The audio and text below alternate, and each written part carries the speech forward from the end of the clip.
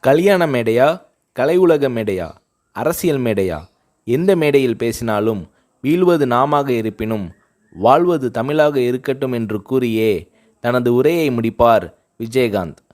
கலைஞர் கருணாநிதி அவர்களின் இந்த திருவாசகத்தை புரட்சிக் கலைஞர் விஜயகாந்த் அவர்கள் தன் இதய வாசகமாக வைத்து பேசி வருகிறார். காந்தியார் வலியுறுத்திய கதர் ஆடையே விஜயகாந்த் அவர்களின் ஒரிஜினல் ஆடை. சினிமா சம்பந்தப்பட்டது தவிர மற்றபடி எந்த விழாவாக இருந்தாலும் கதரே அணிவார் விஜயகாந்த். தன் அப்பாவிடமிருந்து கதர் அணியும் பழக்கத்தை கற்றுக்கொண்டவர் விஜயகாந்த்.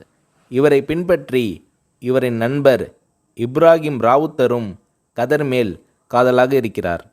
இந்த மதுரை நண்பர்களைப் போலவே அவர்களது தந்தைகளும் நண்பர்களாக காங்கிரஸ் கட்சிக்காரர்களாக இருந்தவர்கள்.